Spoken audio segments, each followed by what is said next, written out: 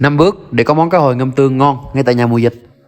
Bước 1. Chọn 800g cá hồi tươi sống và chuẩn bị các loại gia vị, rau củ. Ngon chưa? Công thức và định lượng thì mình sẽ để cuối clip cho các bạn nha. Bước 2. Nấu nước ngâm tương. Cho vào nồi 580ml nước lọc, 130ml rượu sake, 300ml nước tương, cho vào 25g đường nữa là xong. Bước 2. Cắt thái rau củ. Phần giữa thì các bạn sẽ cho vào nồi hầm để cho nước tương thơm và ngọt. Còn phần ngoài thì các bạn cắt tép nhỏ. Nửa trái chanh cắt lát mỏng. Bạn nào có chanh vàng thì dùng nha. Tại không phải ở đâu cũng có chanh vàng, cho nên mình sẽ dùng chanh không hạt.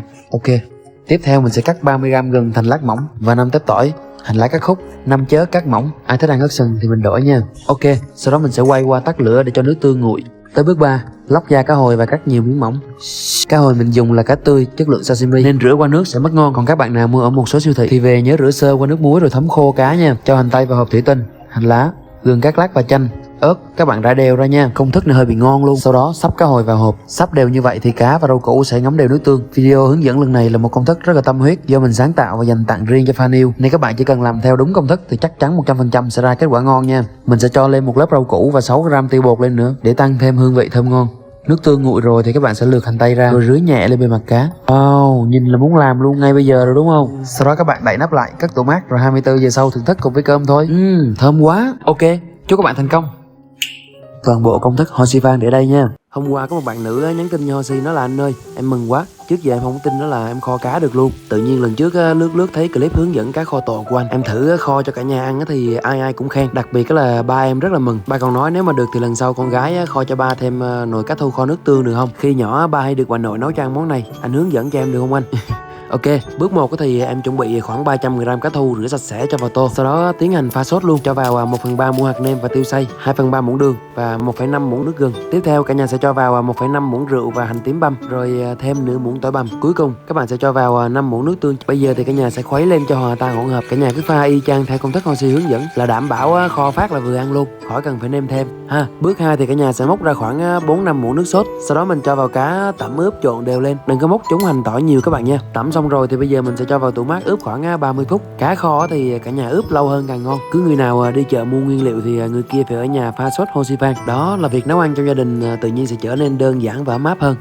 Bước 3, cả nhà sẽ bắt lên cái chảo rồi cho vào khoảng 1-2 muỗng dầu ăn. Cá sau khi ướp xong rồi thì mình sẽ cho vào chiên hai mặt, chiên cho tới khi nào vàng lên là ok các bạn nha. Phần sốt ướp cá còn dư thì mình sẽ cho vào chén lại, rồi châm thêm vào khoảng 150ml nước. Bạn nào không có ca đông thì mình cho vào khoảng 5-6 muỗng nước lọc. Rồi ngày mai đi chợ mua ngay giùm Hoshi ca đông nha. Khi chiên thì cả nhà lưu ý lâu lâu mình sẽ quay qua lắc cái chảo như thế này. Như vậy thì cá sẽ không có dính chảo, lúc lật sẽ dễ dàng hơn nha. Cả nhà thấy cái bếp ga của Hoshi lửa không có lớn không? Đó là Hoshi muốn nhắc mọi người chiên lửa nhỏ nhỏ thôi. Chiên khoảng 5-7 phút rồi mình sẽ cho hết tất cả số ướp cá vào. Đó, nhớ nha, chứ không cá ướp rồi mà cả nhà cho vào chiên lửa lớn là dễ bị cháy lắm. Bây giờ thì cả nhà bắt đầu vặn lửa lớn hơn được rồi nè. Mình sẽ vừa kho vừa dùng muỗng múc sốt chan lên, rồi mình hạ lửa nhỏ riu khoảng 7-8 phút, rồi sau đó lật cá lại riu thêm khoảng 5-7 phút nữa. Khi nào sốt sệt lại thì cả nhà sẽ bắt đầu cho hành lá và ớt sắc vào. Đó, Hoshi dặn lại cho cả nhà lần nữa về cách canh lửa nè. Chiên cá thì mình để lửa nhỏ, mới cho sốt vào thì mình để lửa to khoảng 2-3 phút, rồi lại tiếp tục hạ lửa nhỏ riu thêm khoảng 10-15 phút. Xong, bây giờ tới bước 5, Hoshi sẽ hướng dẫn cho cả nhà trang trí nha. Trang trí thì không có gì khó, cả nhà chỉ cần sắp xếp bố cục món ăn cho gọn gàng, rồi chan nước sốt xung quanh và trên bề mặt cá. Lưu ý cái lúc cho hành lá và ớt sắc vào các bạn sẽ đậy nắp lại rồi tắt lửa, chứ đừng có lật cá lại lần nữa, hành và ớt nhìn vào sẽ không còn đẹp các bạn nha. Vậy là sau 5 bước mình đã có đĩa cá kho nước tương đầy tình thương. Bây giờ Hoshi sẽ sắn miếng cá ăn với cơm cho cả nhà xem. Nhìn thôi là biết ngon rồi. Lâu lâu ba được mấy con kho cho nồi cá ngon như thế này, ăn với cơm thì hết sảy con bà bảy. Cá đậm đà ngấm đều gia vị, sốt mặn cay nồng nàn tình thương.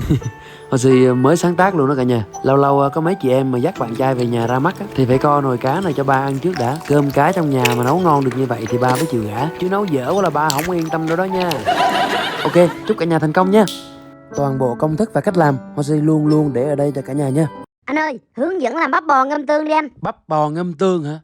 Trời, có luôn em ơi. Tưởng gì chứ cái món này là món quốc dân, rất chỉ là nhiều anh chị em yêu thích. Hồi nhỏ là Hoshi đi chúc Tết cô dì chú bác trong dòng họ là năm nào cũng gặp cái món bắp bò ngâm tương ngon bá cháy này, mà đâu phải ai cũng biết làm món này đâu. Cho nên hôm nay Hoshi sẽ hướng dẫn cho cả nhà một công thức ngâm tương rất chi là ngon. Cách làm rất chi là đơn giản, Hoshi tin chắc rằng ai xem xong cũng có thể làm được. Bước 1 là các bạn sẽ cắt thái nguyên liệu ra như trong clip Hoshi vừa mới hướng dẫn, rồi chuẩn bị cái bắp bò khoảng 1 kg. Sau đó sẽ dùng dao lọc hết cái phần gân ra. Đó, các bạn sẽ lọc từ trên đầu này lọc xuống nè, rồi mình sẽ lọc bớt cái màng gân mỡ ở trên bề mặt thịt. Cái bước này thì cũng rất chi là đơn giản, không có khó đâu. Các bạn chỉ cần kéo căng cái màng gân ra, rồi mình dùng dao cắt đi là xong ha. Nhớ cái đợt cuối năm vừa rồi là Hoshi hướng dẫn cho cả nhà làm món thịt heo ngâm nước mắm, thì có rất là nhiều anh chị em nhắn tin cho Hoshi cảm ơn vì từ nơi trong menu của dịp Tết là có thêm được một món ăn ngon, chất lượng và nhanh gọn. Bước 2 thì các bạn sẽ cho bắp bò vào nồi hấp lên cùng với lại sả đập dập xé sợi, rồi vài tép tỏi và gừng sắc lát. Đó, cái công thức này Hoshi hướng dẫn xong là đảm bảo ai ăn xong cũng sẽ ghiền. Lâu lâu làm một hũ rồi cất vào tủ lạnh.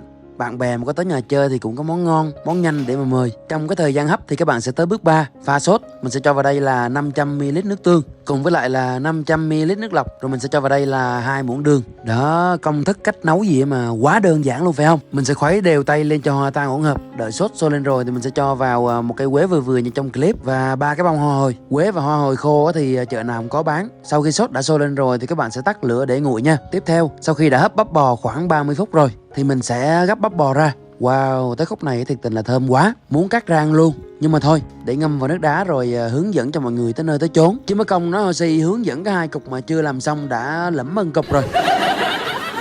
Ngâm nước đá cho nguội rồi mình sẽ vớt ra, dùng khăn giấy thấm cho thật là khô. Các bạn nhớ là phải thấm cho thật là khô nha. Sau đó mình sẽ cho hết vào hũ thủy tinh. Nhớ lời Hoshi dặn là phải thấm cho thật là khô, hoặc là mình có thể cho vào rổ dùng quạt hoặc là máy sấy. Rồi các bạn sẽ quay qua cắt vài lát gừng mỏng như trong clip Hoshi hướng dẫn. Sẵn tay là mình sẽ thái mỏng thêm khoảng 5-6 tép tỏi. Sả thì các bạn sẽ chẻ đôi chẻ ba ra khoảng 3 tép. Chẻ ra làm gì thì đợi xíu Hoshi hướng dẫn cho rồi xem luôn. Mình sẽ chuẩn bị một đĩa sả gừng tỏi ớt như thế này nha. Rồi sau đó từ từ sắp xếp sả vào trước. Đó, mình cho sả ớt vào ngâm cho thơm và hũ thịt thêm xinh đậm. Đó, cùng với lại vài tép tỏi sắc lát rồi mình rải đều ra. Các bạn sẽ sắp xếp các nguyên liệu ra sao cho đều, màu sắc xen kẽ với nhau, sao cho nhìn thật là hấp dẫn. Bạn bè thân thiết mà lâu lâu có ghé nhà chơi mở tủ lạnh ra mà thấy cái hũ bò ngâm tương bài bản, có đầy đủ ớt, tiêu, tỏi, sả, gừng như thế này thì có chỉ mà xứng đáng được nhận những lời khen, tán dương, và đặc biệt là luôn luôn có một hũ mồi để sẵn trong tủ tiếp đãi bạn bè trong cái mùa SEA Games này nha. Ok, chúc các bạn thành công nha. Công thức và cách làm Hoshi để hết ở đây cho cả nhà nha. Đừng quên like, share, đặc biệt là bấm theo dõi trang để đón xem những tập tiếp theo nha. Hẹn gặp lại.